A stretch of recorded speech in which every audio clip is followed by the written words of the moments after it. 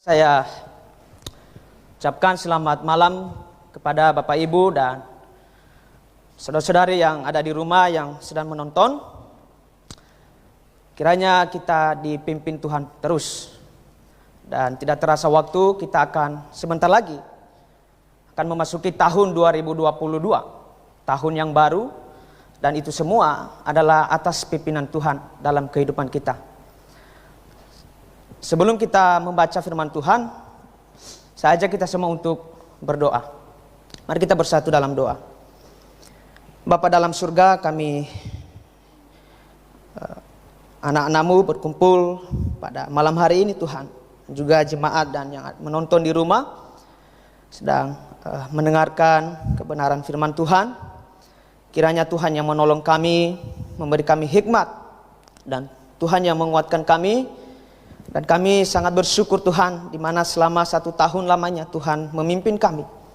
Sehingga sebentar lagi kami akan memasuki tahun yang baru, tahun 2022. Dan kami percaya bahwa semuanya itu atas kasih karunia Tuhan dan atas pimpinan Tuhan dalam kehidupan kami.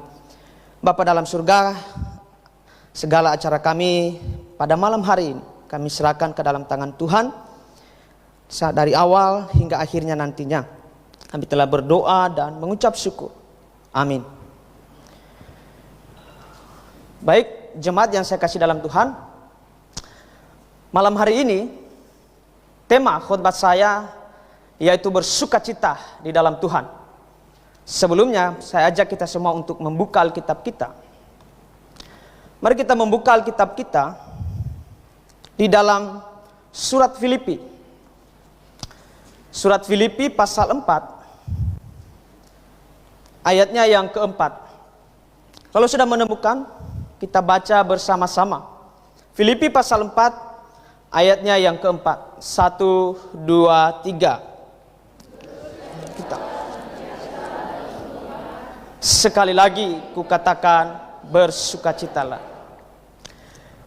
Surat Filipi, sedikit latar belakang saya jelaskan, ditulis oleh Rasul Paulus.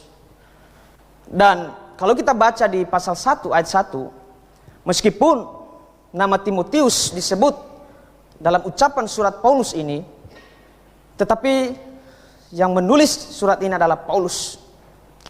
Dan kemudian surat ini sebenarnya ditunjukkan kepada jemaat di Filipi untuk menguatkan iman jemaat di Filipi.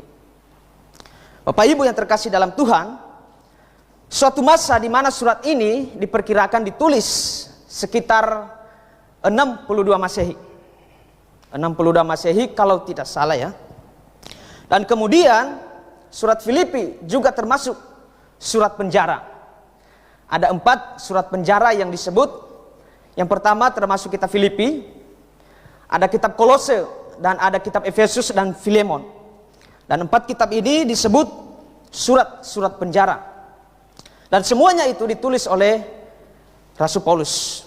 Jadi Bapak Ibu yang terkasih dalam Tuhan, ayat yang barusan kita baca di pasal 4 ini, Paulus mendorong jemaat Filipi untuk tetap bersukacita di dalam Tuhan. Dan kemudian Paulus mendesak mereka untuk mengganti kecemasan mereka dengan doa dan ucapan terima kasih kepada Tuhan. Itu adalah salah satu bukti bagi orang yang sudah ada di dalam Tuhan. Demikian juga kita pada malam hari ini. Itu juga salah satu tugas yang Tuhan tanggung jawabkan kepada kita. Pasal 4 ayat 4. Muncul pertanyaan bagi kita. Mengapa kita harus bersukacita di dalam Tuhan? Mengapa? Ada 3 poin yang harus kita renungkan dalam kehidupan kita untuk membuat iman kita semakin teguh di dalam Tuhan. Nomor 1, yang pertama, karena sukacita di dalam Tuhan mampu menghilangkan segala kekhawatiran kita. Jadi secara manusiawi, baik yang ada di dalam Tuhan maupun yang tidak hidup di dalam Tuhan, tentu mempunyai rasa kekhawatiran. Tidak boleh tidak. Ada rasa kekhawatiran. Tetapi firman Tuhan selalu menguatkan kita bahwa di pasal 4 ayat 4, bersukacitalah senantiasa di dalam Tuhan. Sekali lagi kukatakan, bersukacitalah. Tuhan tidak menyuruh setiap orang yang mengasihi Dia untuk berada dalam keadaan kesedihan atau dalam masalah. Tuhan sebaliknya menyuruh orang yang mengasihi Dia, yang mengikuti Dia untuk apa? Tetap bersukacita. Oh jemaat yang saya kasih dalam Tuhan, saya percaya bahwa setiap orang di dunia ini masing-masing mempunyai pergumulan. Mempunyai pergumulan. Mempunyai cita-cita dan rencana selagi masih hidup di dunia. Kemudian apa? Kemudian apa lagi? Oh banyak. Intinya manusia tidak lepas dari apa? Rasa kekhawatiran. Manusia tidak lepas dari rasa kekhawatiran. Tetapi orang-orang di luar Tuhan selalu khawatir tentang apa yang mereka pergumulkan kepada Tuhan. Mereka khawatir apa yang dicita-citakannya. Itu hidup orangnya di luar Tuhan. Mereka khawatir apa yang mereka rencanakan. Oleh karena sebab mereka tidak apa? Tidak hidup di dalam Tuhan. Tetapi kita berbeda dengan orang-orang seperti itu. Kalau kita baca di dalam Matius, mari kita membuka Alkitab kita. Ada nasihat firman Tuhan bagi kita pada malam hari ini. Di dalam Matius pasal 6 ayat 25. Matius pasal 6 ayat 25 sampai 34. Saya akan membacakannya bagi kita semua. Ayat 25, karena itu aku berkata kepadamu, janganlah khawatir akan hidupmu, akan apa yang hendak kamu makan atau minum. Dan janganlah khawatir pula akan tubuhmu, akan apa yang hendak kau pakai. Bukankah hidupmu itu lebih penting daripada makanan, dan tubuhmu itu lebih penting daripada pakaian? Pandanglah burung-burung di langit yang tidak menabur dan tidak menuai, dan tidak mengumpulkan bekal dalam lumbung, namun diberi makan oleh Bapamu yang di sorga. Bukankah kamu jauh melebihi burung-burung itu? Siapakah di antara kamu yang karena kekhawatirannya dapat menambahkan sehasta saja pada jalan hidupnya? Dan mengapa kamu khawatir akan pakaian? Perhatikanlah bunga bakung di ladang yang tumbuh tanpa bekerja dan tanpa memintal. Ayat 29, namun aku berkata kepadamu, Salomo dalam segala kemegahannya pun tidak berpakaian seindah salah satu dari bunga itu. Jadi jika demikian Allah mendandani rumput di ladang yang hari ini ada dan besok dibuang ke dalam api, tidakkah Ia terlebih lagi mendandani kamu, hai orang yang kurang percaya? Sebab itu janganlah kamu khawatir akan berkata, apakah yang akan kami makan? Apakah yang akan kami minum? Apakah yang akan kami pakai? Semuanya itu dicari bangsa-bangsa yang tidak mengenal Allah. Akan tetapi Bapamu yang di sorga tahu bahwa kamu memerlukan semuanya itu. Tetapi carilah dahulu kerajaan Allah dan kebenarannya, maka semuanya itu akan ditambahkan kepadamu. Ayat 34, sebab itu janganlah kamu khawatir akan hari besok, karena hari besok mempunyai kesusahannya sendiri. Kesusahan sehari cukuplah untuk sehari. Jadi firman Tuhan ini berlaku bagi orang yang ada di dalam Tuhan. Tapi orang yang hidup di luar Tuhan, firman Tuhan ini tidak berlaku bagi mereka. Mengapa? Karena mereka tidak mengetahui kebenaran firman Tuhan. Karena mereka tidak mengasihi Tuhan. Itulah sebabnya kata kunci di ayat yang ke-25 sampai 34, carilah dahulu kerajaan Allah dan kebenarannya. Jikalau kita sudah ada di dalam Tuhan dan sudah hidup di dalam kebenaran, maka segala kekhawatiran kita itu juga kita serahkan kepada Tuhan. Karena ini kebahagiaan itu hanya ada di dalam Tuhan. Kebahagiaan itu tidak ada di luar Tuhan. Oleh sebab itu, jemaat yang saya kasih dalam Tuhan, kemudian nasihat firman Tuhan di 1 Tesalonika. Coba kita buka 1 Tesalonika pasalnya yang kelima. 1 Tesalonika pasal 5 ayatnya yang ke-16 dan 18. Ayat 16, bersukacitalah senantiasa, tetap Tetaplah berdoa, mengucap syukurlah dalam segala hal. Sebab itulah yang dikehendaki Allah di dalam Kristus Yesus bagi kamu. Jadi rupanya orang yang di luar Tuhan dan orang yang di dalam Tuhan itu sangat berbeda. Jadi orang yang diselamatkan, khususnya sudah lahir baru, Tuhan perintahkan untuk apa? Untuk tetap berdoa, untuk tetap mengucap syukur kepada Tuhan. Dan segala pergumulan kita serahkan kepada Tuhan. Itu hidup orang yang ada di dalam Tuhan. Sedangkan hidup orang yang di luar Tuhan, belum tentu mereka selalu bersyukur kepada Tuhan. Belum tentu mereka selalu berdoa kepada Tuhan.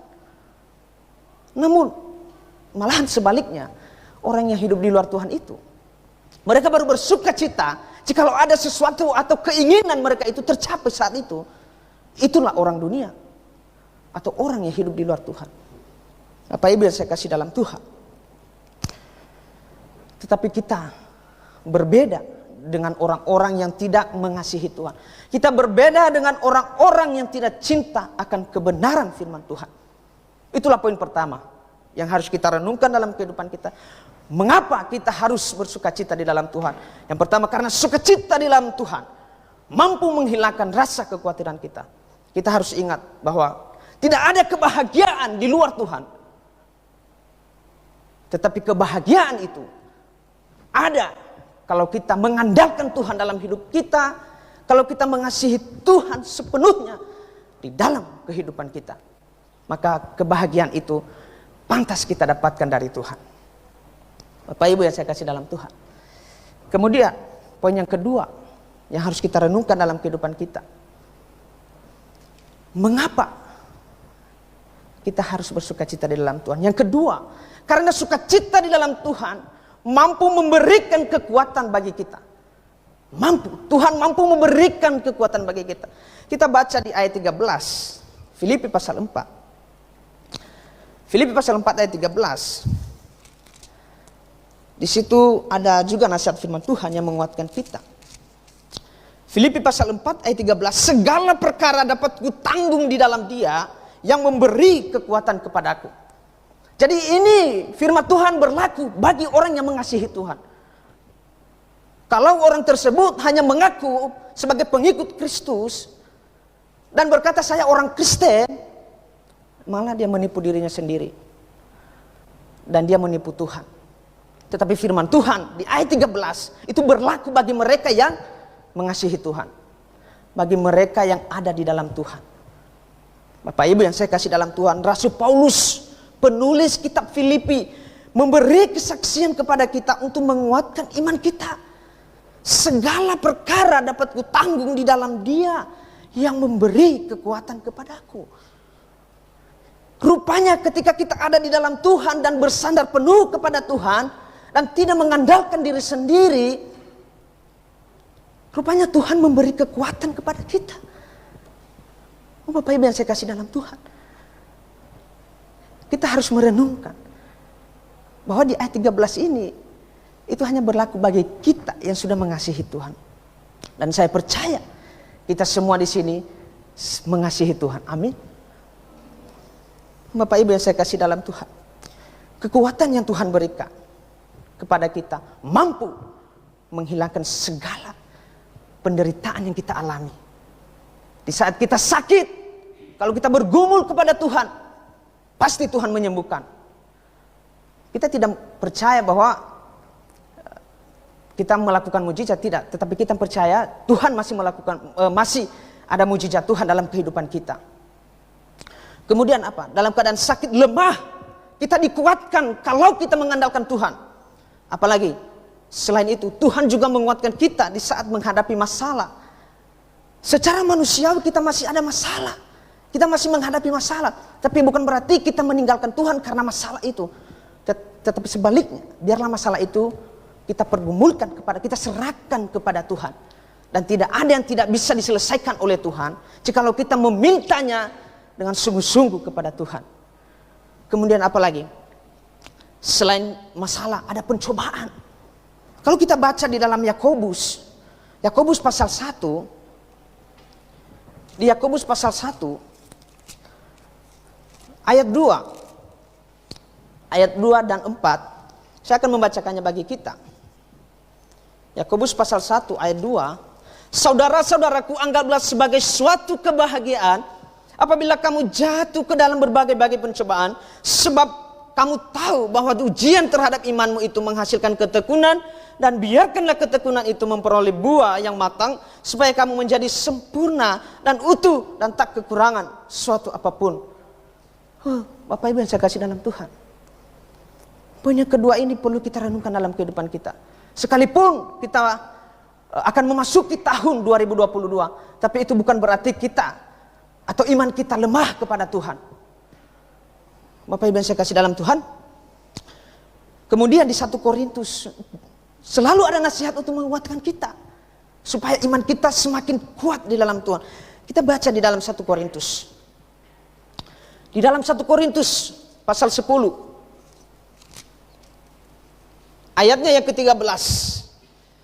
Ayatnya yang ke-13, pencobaan-pencobaan yang kamu alami ialah pencobaan-pencobaan biasa yang tidak melebihi kekuatan manusia, sebab Allah setia dan karena itu Ia tidak akan membiarkan kamu dicobai melampaui kekuatanmu. Jadi sekalipun ada segala sesuatu yang membuat kita jatuh, tapi ketika kita ada di dalam Tuhan, bersandar penuh kepada Tuhan dan kemudian mengandalkan Tuhan, bukan mengandalkan diri sendiri, bukan menyombongkan diri, bukan karena kita hebat, bukan, tapi karena kita mengandalkan Tuhan, maka pencobaan-pencobaan yang kita alami itu hal biasa dan kita anggap suatu kebahagiaan. Bapak Ibu yang saya kasih dalam Tuhan, hari ini kalau kita melihat dunia bukan semakin baik di mata Tuhan, keadilan di dalam dunia semakin merajalela. Memang kita masih hidup di dalam dunia, tetapi kita harus ingat, orang yang diselamatkan di Roma pasal 12 ayat 2, bukan dunia yang mempengaruhi kita, tetapi apa? Kita yang mempengaruhi dunia. Itu yang Tuhan kehendaki dalam kehidupan kita. Hari ini dunia makin kacau. Orang-orang yang ada di dalamnya tidak mengasihi Tuhan. Ketika dikasih tahu yang benar itu adalah yang ada di dalam Alkitab, mereka mencari alasan dan mencari pembelaan diri. Mereka malah tidak percaya bahwa Tuhan itu ada, saksi Jehovah. Mereka tidak percaya itu, bahwa Allah itu ada. Kelompok Calvinis membela kesesatan mereka. Mereka menuduh Allah bahwa Allah adalah menentukan segala sesuatu termasuk dosa. Oh Bapak Ibu yang saya kasih dalam Tuhan, firman Tuhan menasihatkan kita. Dan kita melihat kondisi dunia ini, walaupun kita akan memasuki tahun 2022, tapi kondisi dunia tetap sama.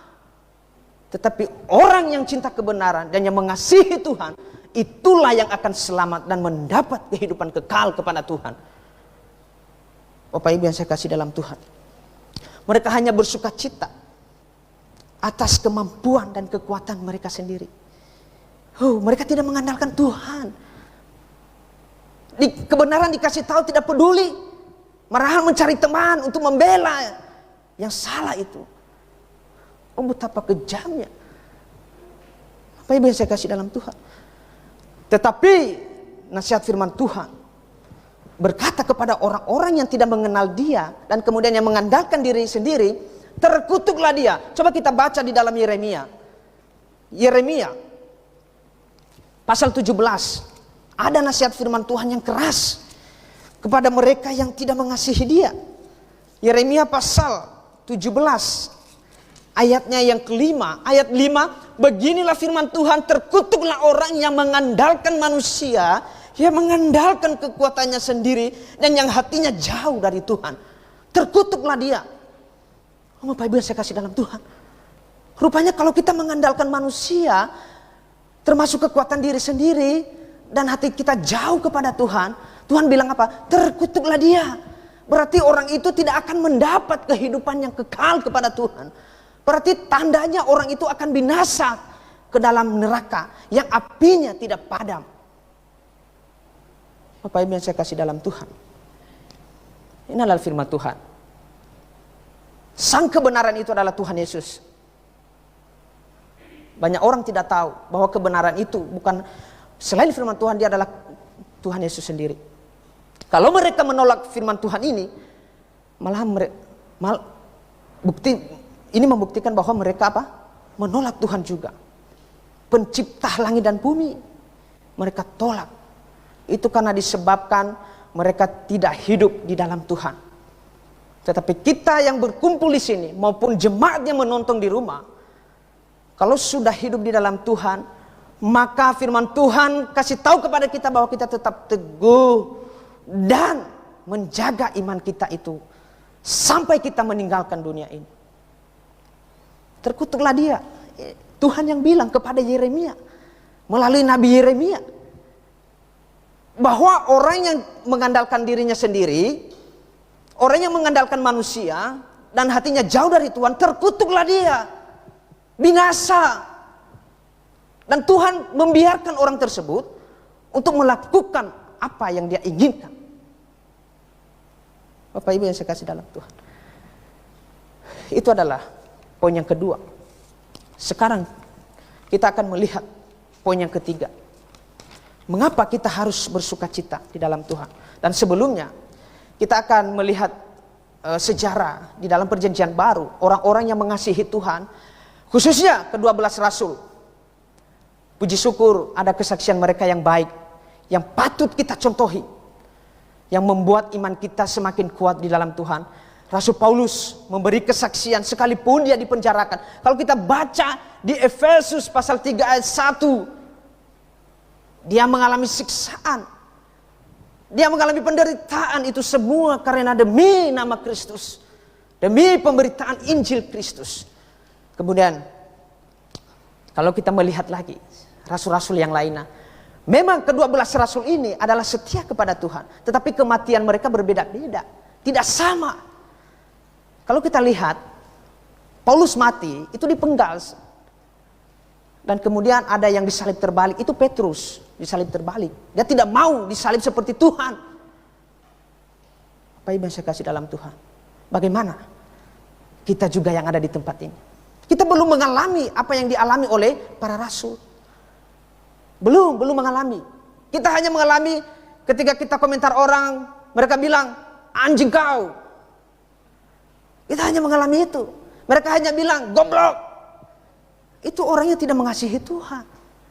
Tetapi tentang penderitaan yang dialami oleh para rasul, kita belum mengalaminya. Paulus, dia berapa kali dilempari batu, karam kapal. Kalau kita baca di dalam 1 Korintus, 2 Korintus, dan kemudian di surat-surat lain, di Galatia juga, dia menceritakan semuanya itu untuk apa? Untuk menguatkan jemaat yang dia layani, untuk menguatkan kita yang ada di tempat ini. Supaya apa? Supaya kita juga mempertahankan iman kita kepada Tuhan. Jangan kita menipu diri sendiri. Jangan kita berkata saya sudah mengikut Tuhan. Lucunya ada orang yang ternyata ada gereja yang mengajarkan bahwa mengikut Tuhan itu kaya, mengikut Tuhan itu sukses. Juga ada yang berkata bahwa mengikut Tuhan itu tidak mengalami kesakitan. Tidak mengalami kesakitan. Tidak ada masalah. Semuanya itu sudah diselesaikan oleh Tuhan. Ada gereja tertentu yang berkata demikian. Tetapi saya percaya, dan kita percaya yang ada di tempat ini, bahwa ketika kita mengikut Tuhan, sama seperti Rasul Paulus, masih mengalami penderitaan, masih mengalami yang namanya masalah, masih mengalami yang namanya apa? Ada sakit. Kita masih lemah, kita tidak kaya ketika kita mengikut Kristus. Contoh orang yang sakit, kalau kita baca di perjanjian lama, di perjanjian baru, itu Lazarus. Itu menguatkan kita. Lazarus sakit, dia kan pengikut Tuhan. Tapi kata gereja yang lain itu tidak sakit, kita tidak merasa sakit. Lalu Lazarus sakit kenapa? Karena dia robot? Bukan. Apa yang saya kasih dalam Tuhan? Semua penderitaan-penderitaan selagi kita di dunia masih kita alami. Tetapi bukan berarti kita meninggalkan Tuhan. Bukan berarti kebenaran yang sudah kita terima kita tinggalkan. Bukan, tetapi sebaliknya kita harus tetap berada di dalam Tuhan dan mengandalkan Tuhan dengan sungguh-sungguh dalam hidup kita. Bapak Ibu yang saya kasih dalam Tuhan. Kemudian poin yang ketiga, poin yang terakhir. Mengapa kita harus bersuka cita di dalam Tuhan? Poin yang ketiga, karena sukacita di dalam Tuhan memberikan damai sejahtera. Allah adalah damai sejahtera, sumber damai sejahtera. Kita baca di ayat yang ke-7. Di Filipi pasal 4 ayat 7. Juga dikuatkan kita di ayat 7. Damai sejahtera Allah yang melampaui segala akal akan memelihara hati dan pikiranmu dalam Kristus Yesus. Bersukacita di dalam Tuhan. Bersukacita di dalam Tuhan memberikan damai sejahtera bagi kita. Di ayat 7 juga berlaku bagi kita. Tapi orang yang tidak mengasihi Tuhan, ayat ini tidak berlaku bagi mereka. Sekalipun mereka berkata, saya sudah mengikut Tuhan. Itu bohong. Kalau tidak melakukan kehendak Tuhan, dia menipu dirinya sendiri dan menipu Tuhan.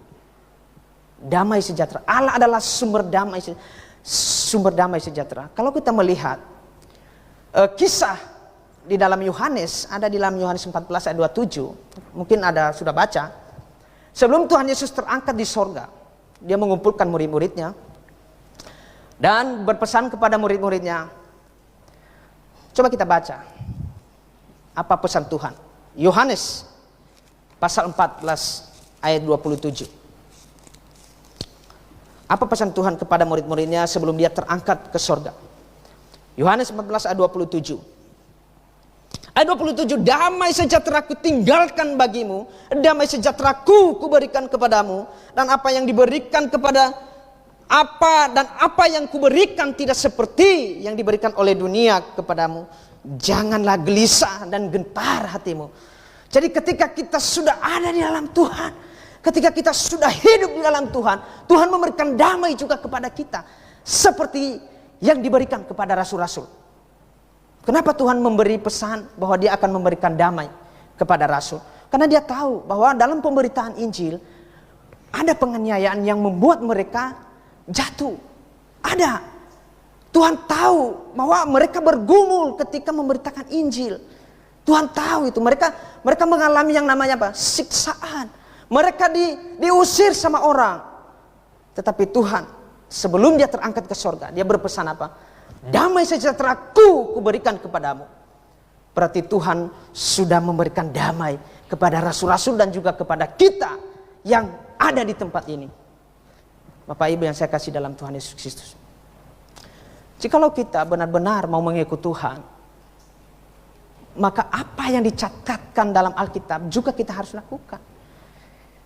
Kita tidak boleh mengabaikan. Jangan hanya teori mengikut Tuhan, tapi tidak ada praktek. Tapi Tuhan mau teori sekaligus ada praktek. Seperti yang dilakukan oleh para rasul. Bukan hanya omong doang mereka. Bukan hanya memberi kesaksian aja, tapi mereka sudah mengalaminya. Rasul Petrus, Tuhan sebutkan dia gembala.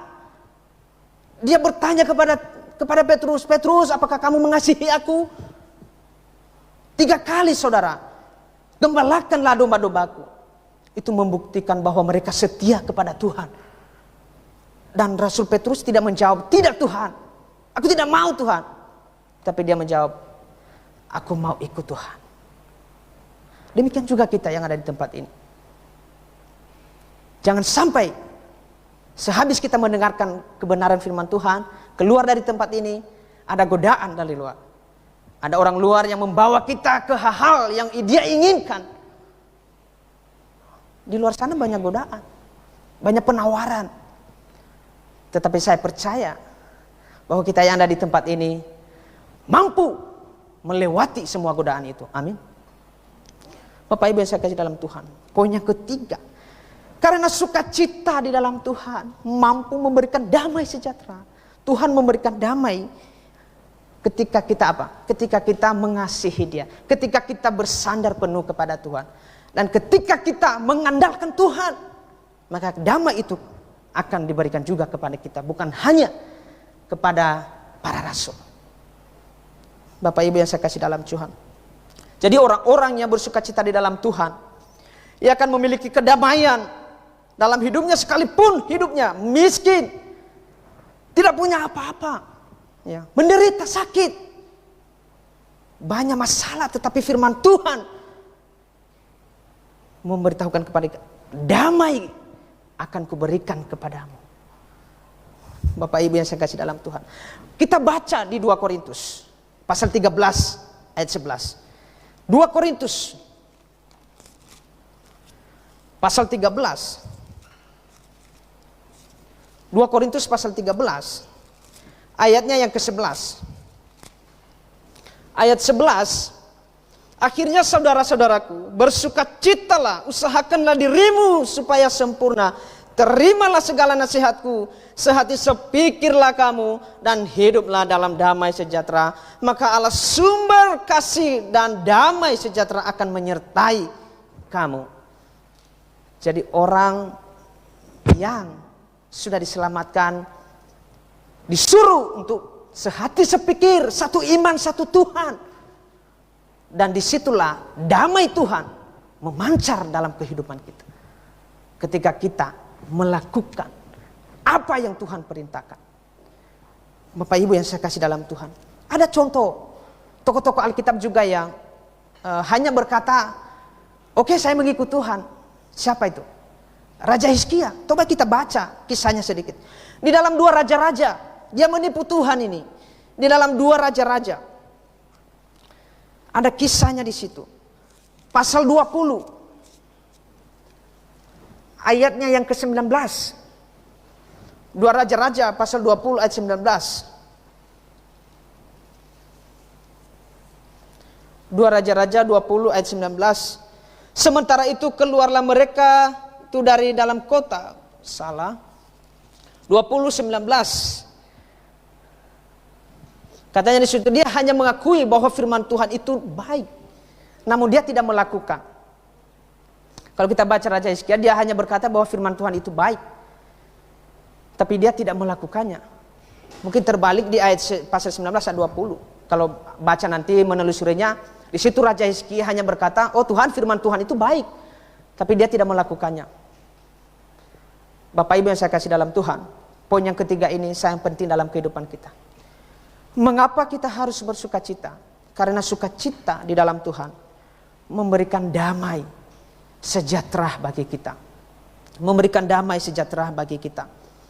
Juga ada di Ibrani pasal 12 ayat 14, di mana Tuhan menyuruh kita untuk berusaha hidup damai dengan semua orang. Ketika Tuhan sudah memberikan damai kepada kita, maka Tuhan menyuruh kita untuk berdamai dengan semua orang. Jangan damai itu untuk diri sendiri, tapi damai itu juga kita usahakan untuk hidup damai kepada orang lain. Bapak Ibu yang saya kasih dalam Tuhan, kesimpulannya bagi kita pada malam hari ini, firman Tuhan mengingatkan kita, setiap kita untuk tetap bersuka cita di dalam Tuhan, seperti yang dilakukan oleh contoh Rasul Paulus. Dia bukan hanya mengajar, tapi dia juga bersuka cita di dalam Tuhan. Kalau kita baca kisahnya di Kisah Para Rasul 16, 25 dan 26.